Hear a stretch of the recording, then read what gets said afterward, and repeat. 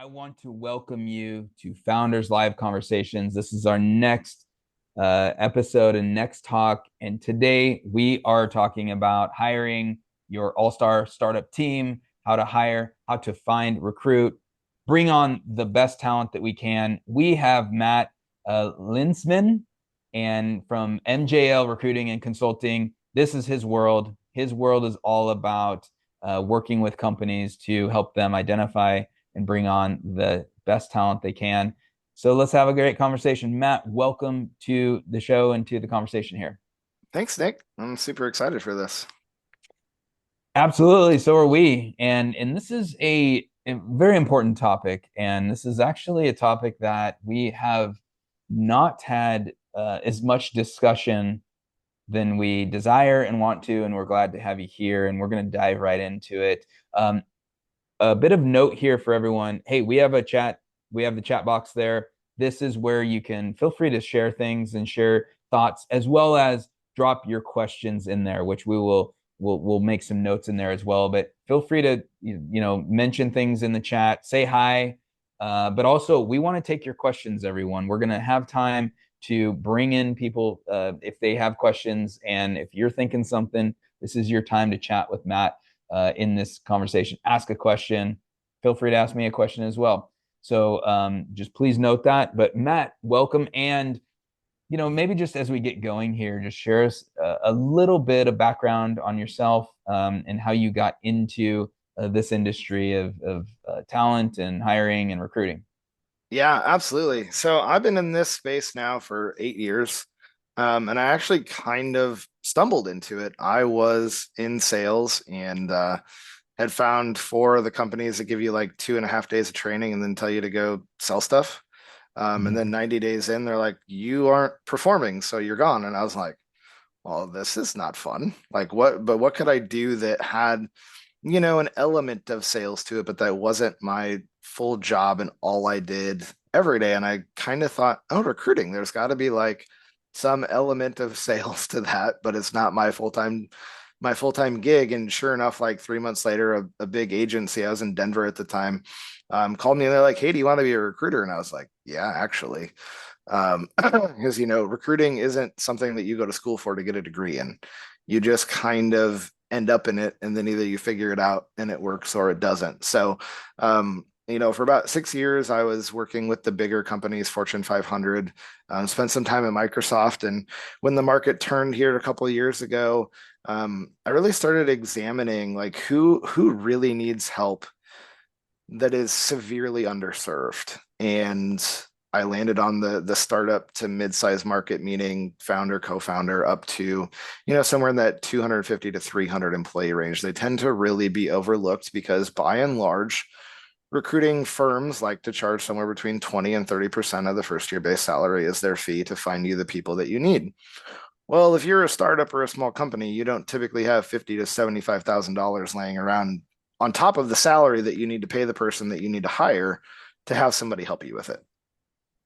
So I wanted to go to the place with the people who needed my help the most and provide them with an option that didn't break the bank, because I'm not trying to get rich. I don't want to be rich. I don't need to be rich, but I just want to help the people who need my help. Because when you look at the breakdown of the percentage of businesses in our country that make up the lifeblood of it, it's this startup and mid-size companies that make up the lifeblood of this country, and they're just overlooked, but they really need help in this space.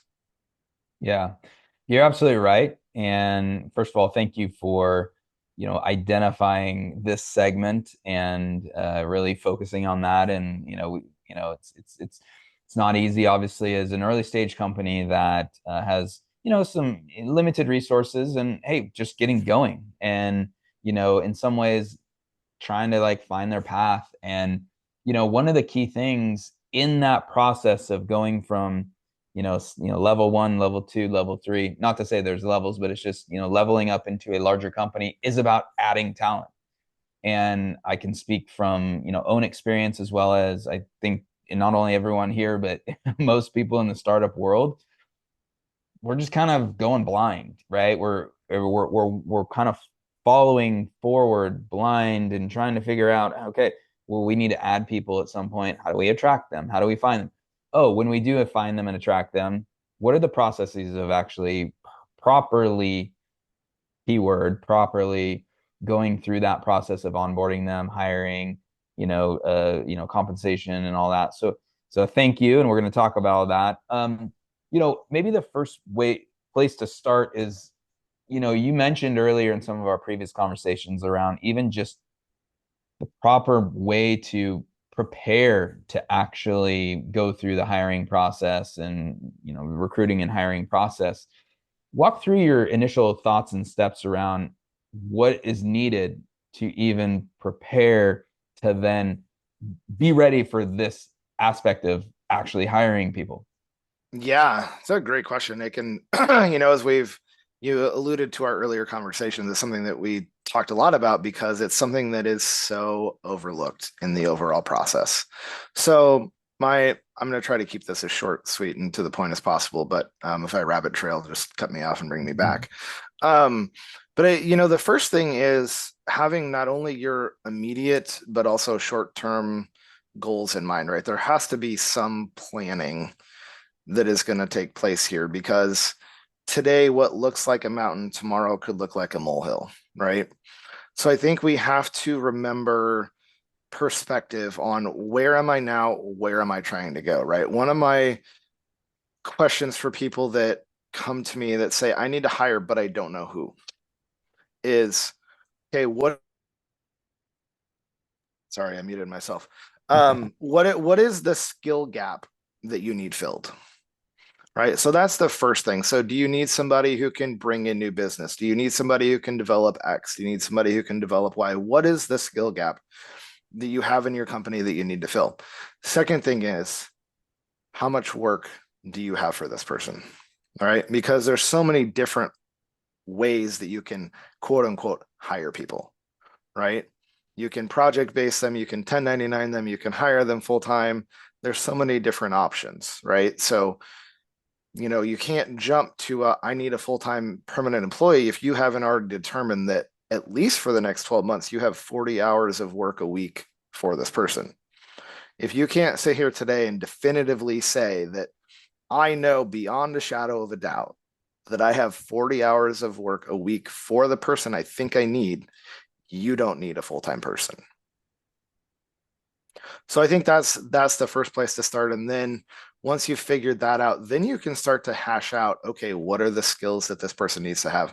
What are the experience that this person needs to have? And part of that is going to be impacted by what is your budget, right? Yeah.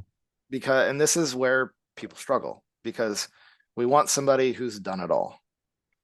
Right. The current problem really, from my perspective in the hiring landscape right now is that companies generally expect candidates to check 150 of the 100 boxes that they have.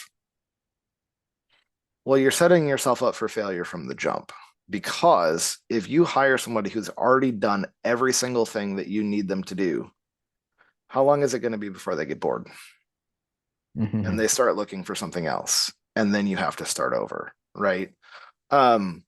So those are initial brief thoughts, but that is something that I offer is if you're in that place of I need someone, but I'm not sure at what level, at what duration, at what is the even particular skill set that I need, I'm happy to have that conversation with anyone who's stuck in that place. And I mean, because unless you have somebody who plays in this space, it's like, wait, I don't even know what question I need to answer right now. Yeah. You probably know a couple of them, but what are the rest of the questions that that you need to answer to get to your final answer of, okay, this is who I need, this is how fast I need them, this is for how long I need them, and all of the things in between.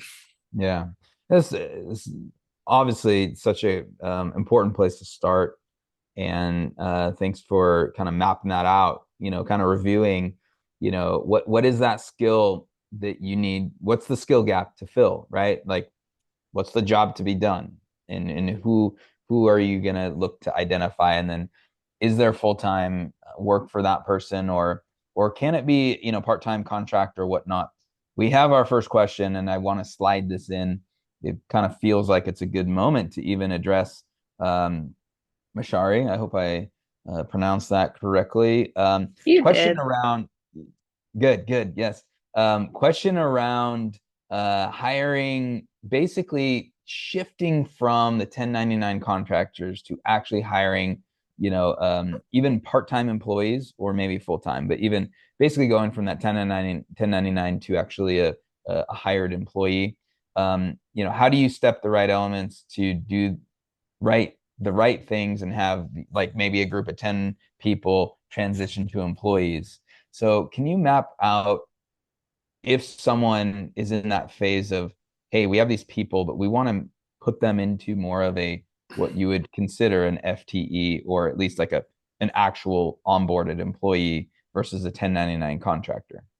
Yeah, that's a great question, Mashari. I think the first thing, kind of to echo what I just said, is do you have continued full-time work for these people for the foreseeable future? Number one.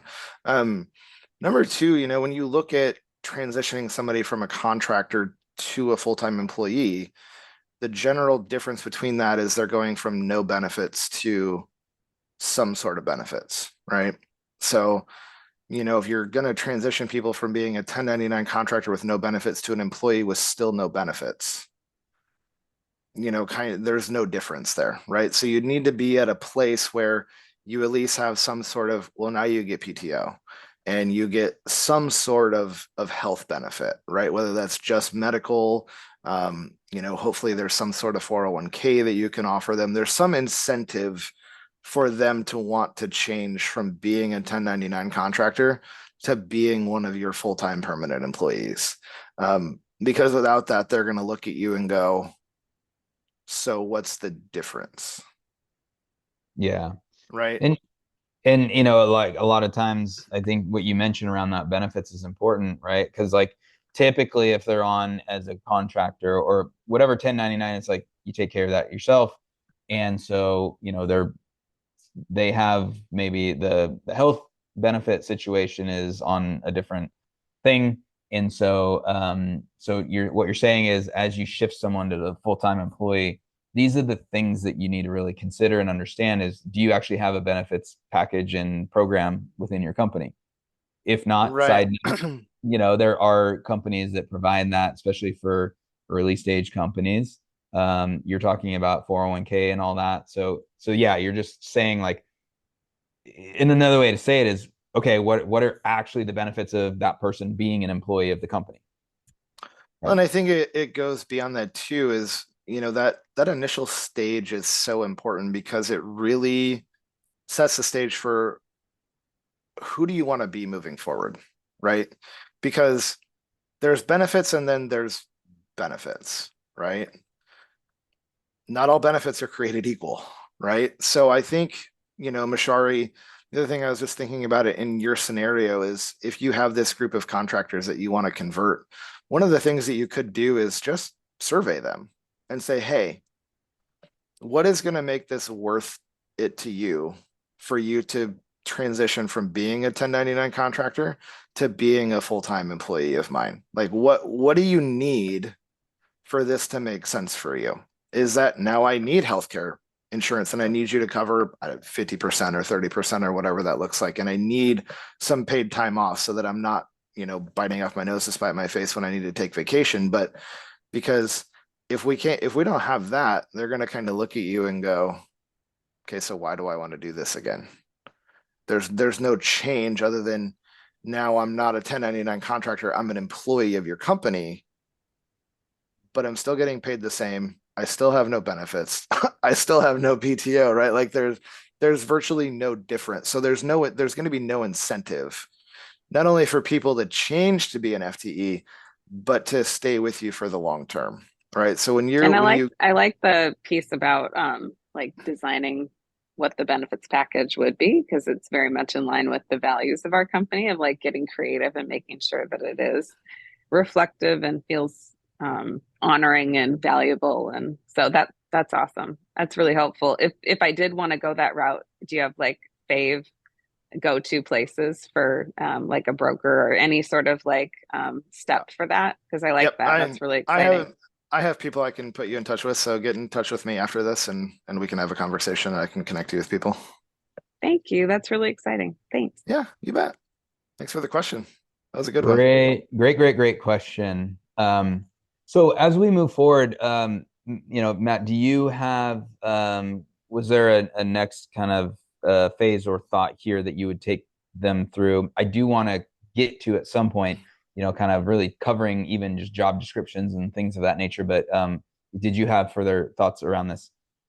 Yeah, I mean, once you get to that point to figure out who you need, then it becomes, what's my budget? Not only for paying this person's salary, but as we've already talked about, typically the resources are light, right? So the next question becomes, who do I know in my network?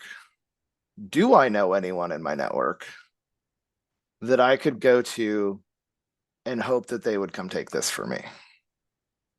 Right? Because the problem with if you don't have anybody in your network is you're going to have to post it online and pray and hope and wish that the right person falls out of the sky and lands in your lap.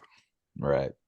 And in addition to that, then wants what you have to offer, right? Because the problem with what we call on my side of the fence posting and praying is that people apply to things generally based on the title. I've had, Nick, I can't count the number of times where I've had people apply and they didn't even read the first line of the job description. Oh, what? I'm like, so what were you expecting here? You didn't even read anything. You're like, here, I'll throw my hat in the pile.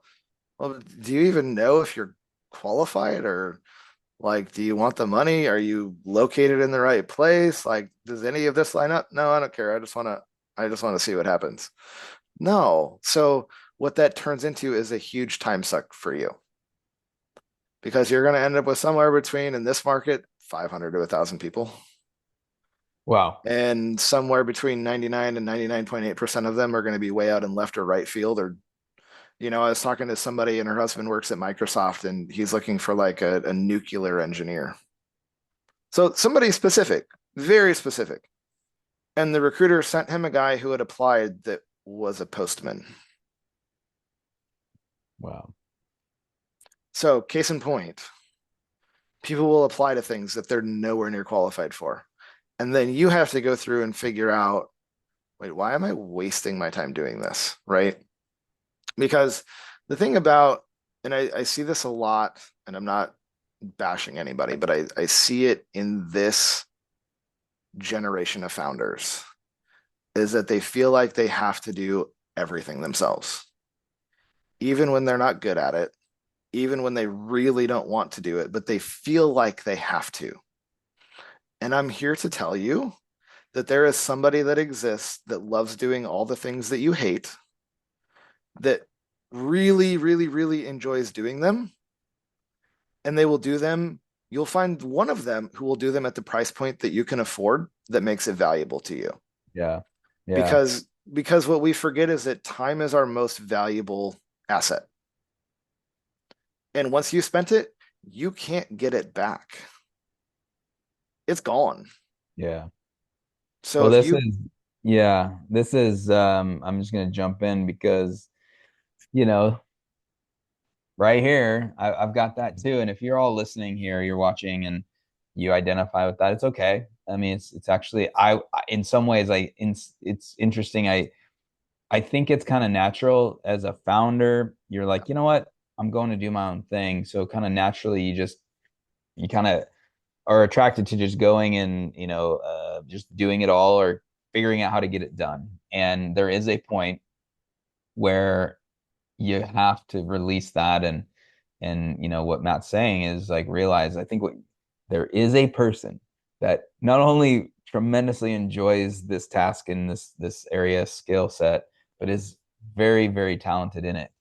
And I think the key here is how do we find them? And so let's kind of move into actually because there's a question. We won't get to the exact question yet, but where do people either look, post, or even wrapping in like social media? What is the best way to, if they've done, and I'm kind of moving through this conversation because we could definitely rabbit hole for a long time. that we could. Um, when they are ready to actually like vocalize and publicize about this, what are the places that you see make the most sense? As far as trying to find talent, you're talking about, I It's assume. the initial just getting on their radar and them getting on your radar, but the right talent. Yeah. I mean, LinkedIn is always a great place to start. It's always a great place to start. Would I say it's the end all be all? No, it's far from the end all be all. Honestly, I think the best place to start is going to be in any places where the kind of people that you're looking for hang out. So there's so many different platforms that have interest groups, right? So LinkedIn has them, Facebook has them, Reddit is a great place that I see people going to post jobs and find jobs and look for them because they don't get harassed there. They're like, hey, I saw that. I wanted to talk to you, right? But going to a traditional job board, right? And I'm going to use Career Builder and Monster as examples here, even though they're basically dead, but they just merged and they're trying to bring it back to life. So I'm not sure how that's going to go. Number one, it's going to cost you money, right? Money that you may need and probably want to hang on to for things that are going to be get you more bang for your buck. Because all that's going to perpetuate is what we talked about earlier. You're going to get a whole bunch of people who apply who are nowhere near qualified what you're looking for. And then you have to weed through all those resumes. And it's just a waste of time. Now, don't hear what I'm not saying, which is that by going to these other places that you're going to get people who are actually qualified. You're going to end up with some of the same, but you can do it for free. It's not going to take any of your valuable capital that you need to spend every penny of wisely. But honestly, Nick, the first place that I would go is I would reach out to anybody in my network that I know does what I'm looking for.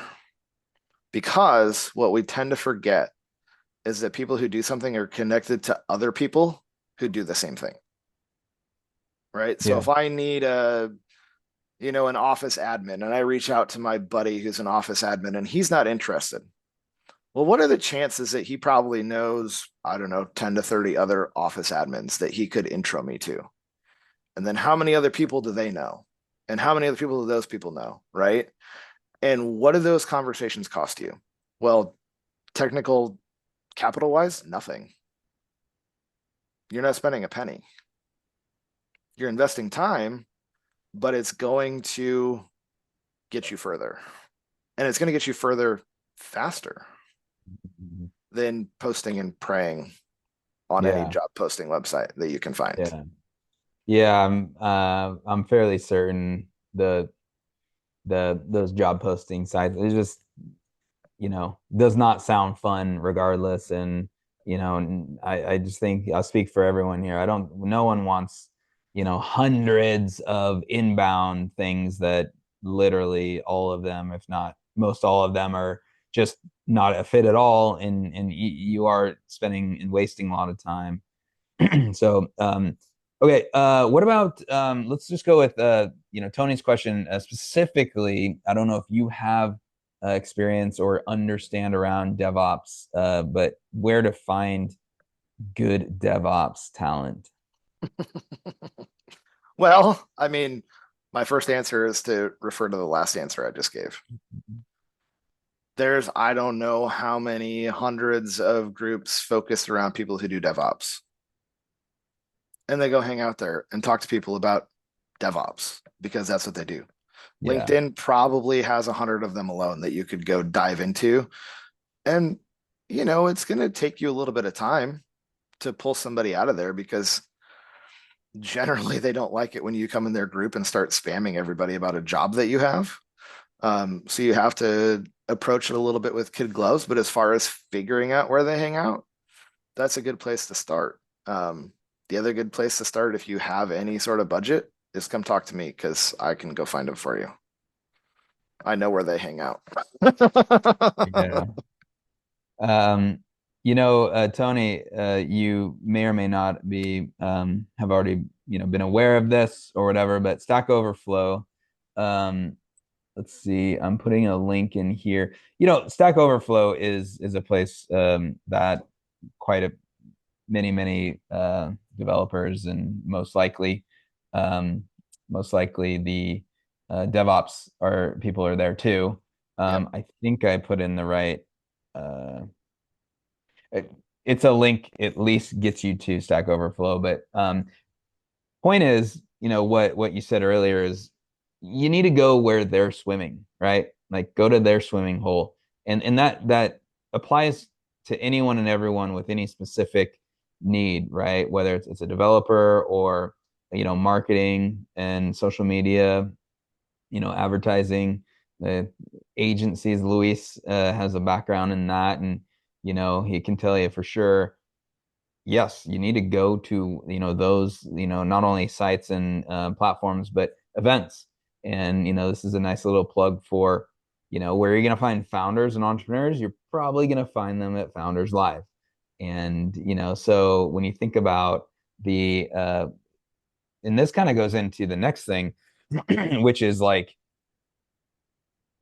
talk to us a little bit about how you view not just posting, but actually navigating socially, especially going to events in your cities and things to meet the people that you want to meet, because you're going to sift through. That's a good way to sift through and find someone that you connect with, and you're seeing them in person. Now, obviously, that's not scalable, but what are your thoughts around going to events and conferences and things like that? I mean, absolutely. If the people are likely to be there that you're looking for, there, go go be there. I think the struggle that I have with in-person events is that you never know who's going to show up. Now, if it's a conference for DevOps people and you're looking for DevOps people, well, you should go. You should be there. Yeah. Right. So I think my short answer to this, Nick, would be specific for the in-person things that you do. Make sure that the people that you're looking for are going to be there, because it's, they're advertising it as the can't miss DevOps event of the year in your area, right? Well, anybody worth their salt is probably going to show up to that thing. So that would be my quick 2 cent answer on that one. Yeah. Yeah. Let's see. In here was posted around, Meetup. You can check out Meetup. Yep. Uh, Eventbrite. I can look. I'm traveling around Europe, and I don't know if this is a more of a Europe thing, but every event when I'm like, I'm just chatting with the people, I literally just like, how did you hear about this? How did you hear about the event? A lot of times I'm hearing people, they're just like, I found it on Eventbrite. These are people that have had no clue what Founders Live is initially, and they just show up and they're like, what is this? And by the end, they're loving it. But they're searching Eventbrite, and then they're going to the event for specific reasons, connect with people. Maybe they are hiring, right? Or they're looking for a co-founder, things of that. And so people are surfing Eventbrite for sure and just finding great events. So another good thought here. Hey, let's talk about the kind of do's and don'ts around even like posting job descriptions. Do you have insights on clear, do not do this, or so now there's like, especially in certain states, you actually have to post and provide the salary, what the compensation is directly. You can't be coy. You have to directly do it. So what are your recommendations around actually publicizing and posting when you're hiring? Well, I mean, whether you're going to post it or not, you need a job description. Because when people are interested, what's the first thing they're going to ask you for? Hey, can you send me the job description? So you have to have one. Yeah. As far as do's and don'ts of posting, don't make it too long. The last research that I saw on how long a job description should be is about 500 characters, which doesn't give you a lot of room. That's not 500 words. You're saying 500 No, 500 characters. characters. Well, remember what I said earlier about people not even reading the first line. I know. right? So you have a very short amount of time to capture people's attention. So when I work with a client or a potential client on a job description, what I'm telling them to put up front is the things that you need people to see, right? So, hey, this is how much we're paying. This is where you need to be located. Here's the three things that you absolutely have to have skills and experience wise, right? And then what are we offering, right? As far as benefits, as far as PTO, because there was this huge shift during the pandemic. You may have noticed, you may have not, where people prior to the pandemic were like, yeah, I can take or leave your benefits. I don't really care what they are. To now, everybody's like, if you don't have the best benefits ever, like I'm not interested. Right. So it's communicating that to them. The other thing that I always recommend putting in a job description, and again, whether or not people read it, I refer them back to it all the time because it's got all the information to the questions that they're asking me. And I'm like, well, if you'd read the job description, you would know this.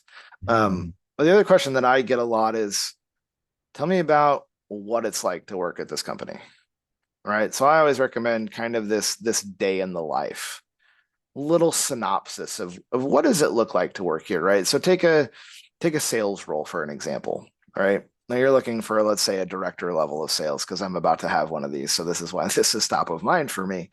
And they're looking for somebody who can be in the field, but also coach and direct. Well, their struggle right now is figuring out, well, what does that breakdown look like? Because that's one of the first questions that I'm going to get from a potential candidate is, well, how much am I going to be in the field? How much am I expected to be in the field? What are your expectations of me selling?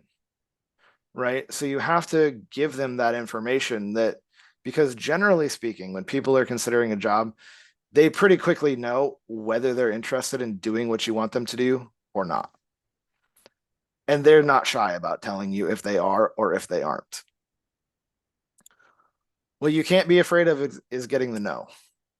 Like, man, go for the no. Weed those people out. Get rid of them. Move on.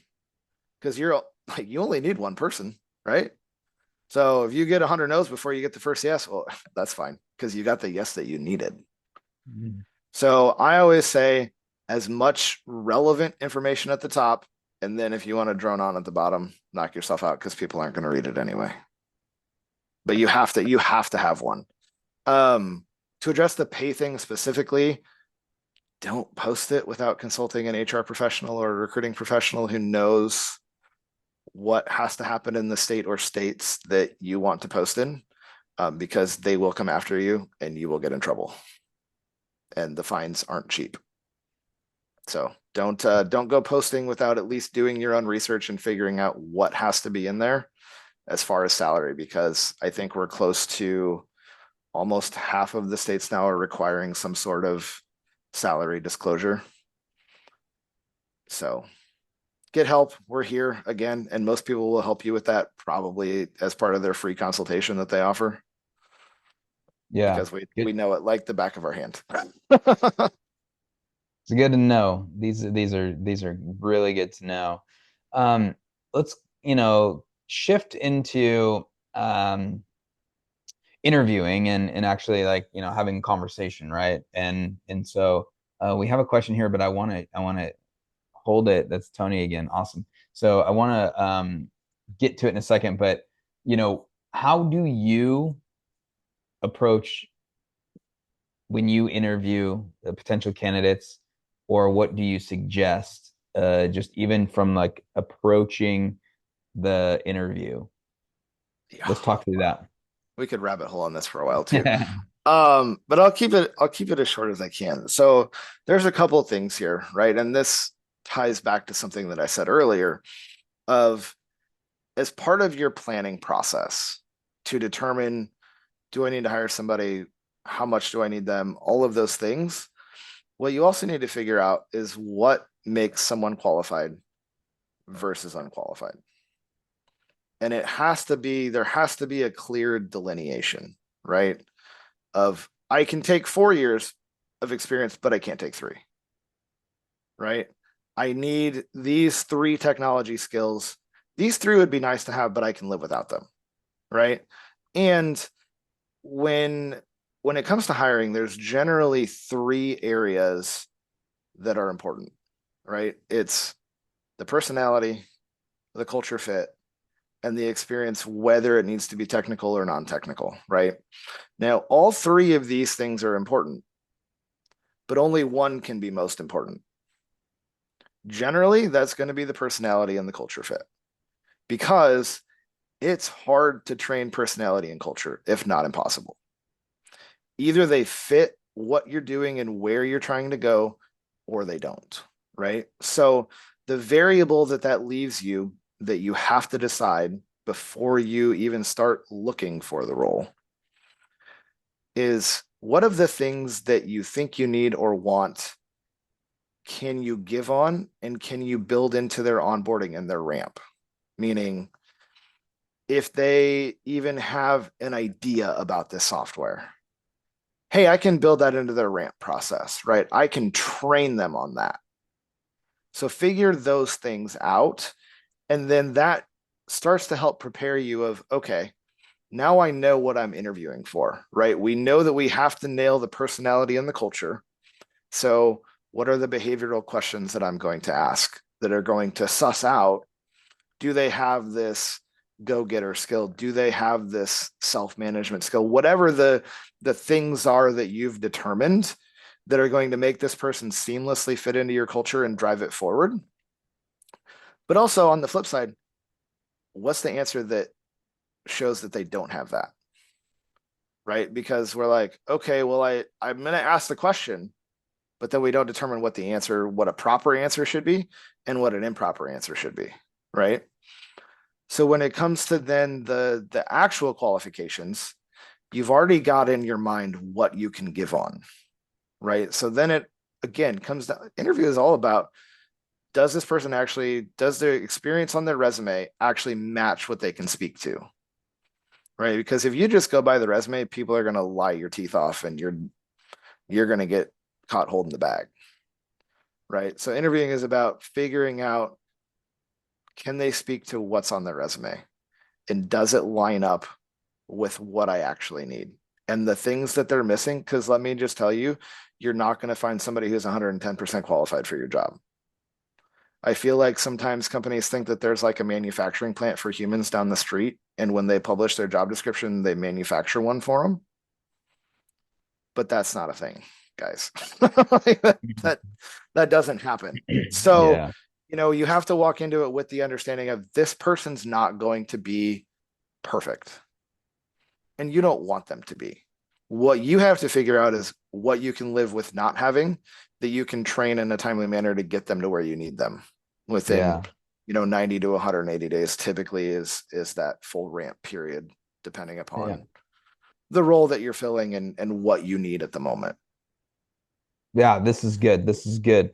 That was really well laid out just to help. And kind of going back to Tony's initial question, basically he's asking, when you go to either an in-person meetup or you're interviewing, are there, good questions to ask, or how can you piece out and kind of pull out, the people know what they're talking about or they don't.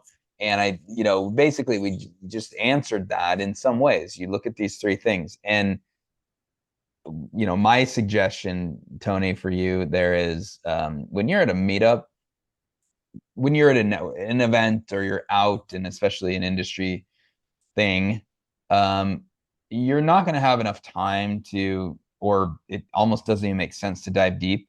Um, my suggestion, if you are specifically recruiting to find someone, you don't come out, first statement out of your mouth is, "Hey, I'm looking to hire." That's not necessarily socially the best angle here. You're there to meet people and socialize. And over time, you're going to understand what they do. And it's best to, in those scenarios, to kind of work on it's the personality and the culture fit that you're talking with, and you're just gauging this person. And fairly quickly, I would say within 15, 20 minutes of a conversation, if you're able to chat with someone for that long, you're going to know one way or the other, like, would I enjoy working with this person? Does this person seem like they would fit on the team? that is probably what you accomplish at in a networking event. And if there's like a, hey, and you say, hey, we're actually looking to bring on some people, da da da da da.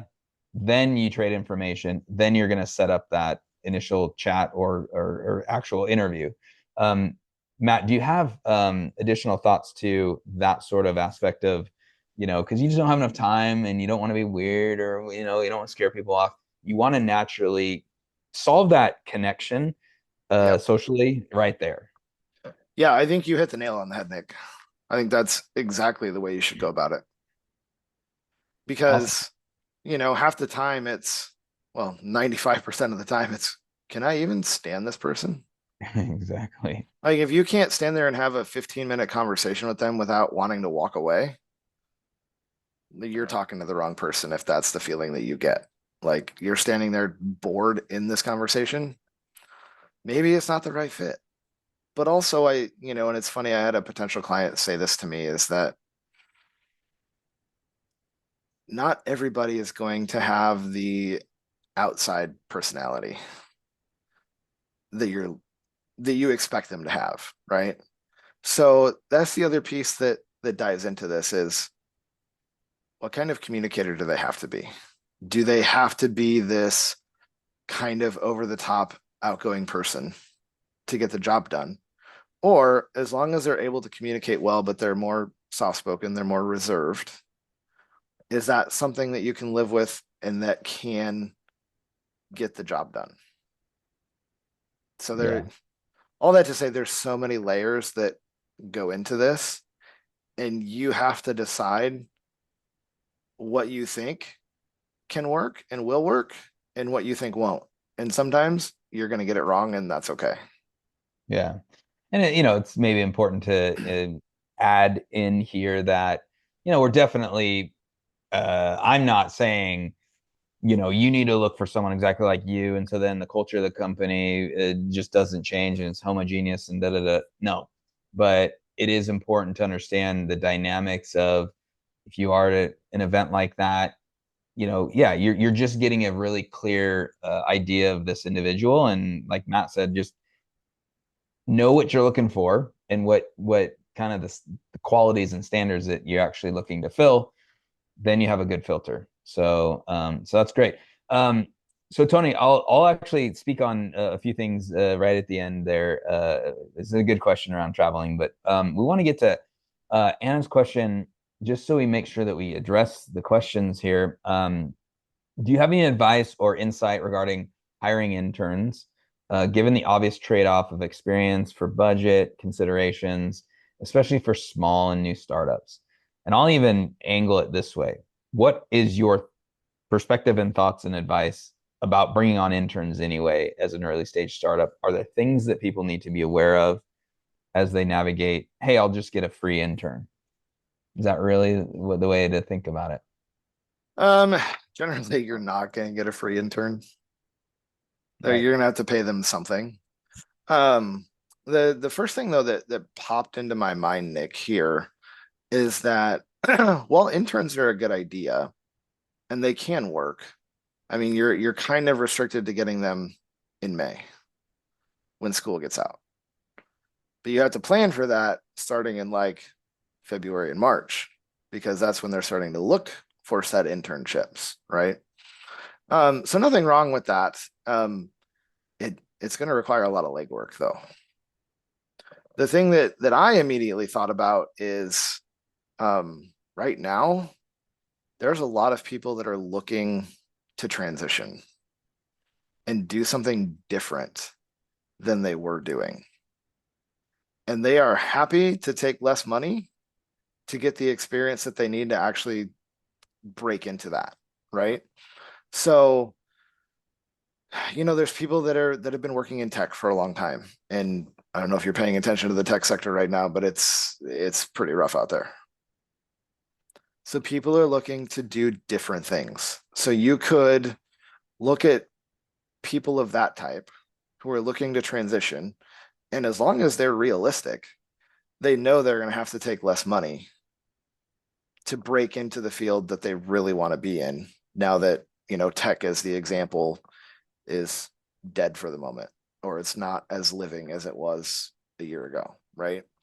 So that's another option that you have, because people, if you have any sort of sizable network on LinkedIn, people are posting about this stuff all the time. Hey, I'm looking to break into such and such a field and I'm willing to do X, right? Like, I hate to say it this way, but I mean, there's some desperate people out there right now who will take just about anything to provide something for their families. Now, I'm not saying go take advantage of them, but what I am saying is that when you find somebody in that place, they are motivated beyond belief to kill it, to knock it out of the park, to make the best impression that they can ever make. And you can get a ton of work out of them and not break the bank because of how And motivated they are. yeah, it's good. It's a good thought. On the on just to kind of double down on a thought on the interns, like um kind of to differentiate if it is a internship or whatever, and quite frankly, if it's a university college student or if it's actually like, someone that you're talking about like that, is it just you identify it's here's the compensation, this is not full-time job description, and you kind of identify that, be very clear on it as well. So follow, the steps that you're the thoughts that you said earlier, but it's not a full-time, it's just like, and there's a start and a finish to it kind of thing, right? Yep, absolutely. Yeah, because typically I think they just work through the summer to like June, July, August, and then Yeah. they're done. Okay. So it's Cool, short term. cool. Yeah. Awesome. Hey, Luis, I want you to jump. I would love to have you jump in here and share some thoughts so prepare your question. But Tony, I just want to address your thought. You asked about, so I'm traveling through Europe. I'm on a 4.5 month tour through Europe, and right now I'm in Scotland. And Scotland, I'm in Edinburgh, Scotland, and it's absolutely incredible. By the way, it's a really cool city. And so I don't know what exactly you're asking about in terms of differences in the landscape recruiting there in the States. I'll answer it in the sense that look, I have not spent enough time in each city to have any quality perspective of what it's like in these cities, what the talent is like, what the startup ecosystem is like. I really am only there for a week at most. But I can tell you that I guess the best answer I can pull out is it blows your mind that being in various cities like this, and you look around, like, in Zagreb, Croatia, we had like 100 plus people at our event, and there's talented people there. And then just last night or 2 nights ago, Founders Live in Edinburgh here in Scotland, there's talented people everywhere in the world. Okay, and it's not just Silicon Valley, it's not just Seattle. I know that there's some people from various parts of the world on this talk right now. So I think that that's important to know, that there's talent everywhere. And that's why it's important to go to events, because you never know who's going to walk around that corner and in that door. You don't. And if you keep your eyes out and your ears open, you're going to meet some great people, and probably the people you're going to either co-found with or hire. So there you go on that. It's a great I question like it, though. and it's more that talent's more accessible than ever with remote working. Matt, like how do remote dynamics affect your job, affect founder considerations? Yeah, maybe speak to that, to just piggyback back right onto right onto where onto Nick's question. Yeah, I mean, I push remote work pretty hard, honestly, for any number of reasons. The first of which being that it widens your talent pool, right? I mean, we just went through 3 years of everybody basically working remote. So the thing that I look at, and the reason I look at it this way, is there's really one type of person that you absolutely have to have on site, and that is for the reason of they have to physically touch the product to do their job, or they have to physically be present to interact with your clients and your customers. right? If they don't have to do either one of those two things, they can be remote. Now, the typical hesitation here that I'll say is that companies really want to start building that relationship. They want that in-person connection. They want that face-to-face interaction. It makes them feel better, and I get it. But instead of outlaying, say, $50,000 to $70,000 to relocate someone, my proposal is always this: fly them in for the first 2 to 3 weeks to get the wheels on the bus, to get them moving down the road, to get them exposed to your culture, to start building that relationship, and then fly them in once a week for a quarter to continue. Now your $50,000 to $70,000 stayed in your pocket, and you can do that for the next decade and still probably not spend $50,000 on this person. Mm-hmm. And you get what you want, and they get what they want. And the other thing that I'll say here, and then I'll be quiet because I know we're running up on the bottom of the hour here, or the top of the hour, I guess, is that the numbers bear out that people also will typically take less money to work remote. Interesting. Like 10 to 15 to 20%, depending upon the survey that you read. Because think about all the extra cost you have to commute to the office. You're paying gas, you got to put on nice clothes, you probably got to eat lunch out, you're going to have to go get coffee, you're going to have to pay for parking, right? You have all these other things that if I get to work from home, I don't have to deal with any of that. I don't have to pay any of that. So therefore I can take less money. And that benefits everyone because I'm happy, you're happy, and everybody gets what they want. Yeah, I do. I And like that. Just bring them to the headquarters every so often, and that's a good trial. That's a good start. Luis, I got one big question. Finish up your thoughts. Yeah, one big question for our audience, being early stage founder, heavy. How does your job? How should early stage founders approach the hiring process, especially as they have, some of them have less funds to and a lot of needs, right? It's kind of out of balance, or they might even have champagne taste and beer budgets, right? Where should they prioritize their efforts, the way they look at employees? I know you talked about when you consider to bring somebody full-time, but how do you manage with maybe a limited budget or with, a limited team? Who do you target for a first hire, all that type of stuff for early stage focus? Yeah, that's a great question, Luis. You have to get creative, right? Because I think the thing that we often forget is, or maybe overlook, is that there's highly likely to be someone out there that has just as much passion for the thing that you're trying to get off the ground as you do. You just have to go find them. So the person that you need doesn't always necessarily cost you anything up front, or they don't necessarily cost you much, because when we have a passion for something, I mean, look at what we're all doing, right? Our passion brought us to be entrepreneurs. Well, there's people who have that passion, but just can't quite be the entrepreneur, but they want to work alongside you. Their passion overrides their need and want, and have to have a consistent paycheck, to have that consistent income, because they're able to live without it, right? Or their spouse works, their partner works. Something happened that allowed them to be able to kind of take on this passion project with you, right? They're out there all over the place. You just got to go find out where they are. Love it. Yeah, thank you. Good note. Yeah.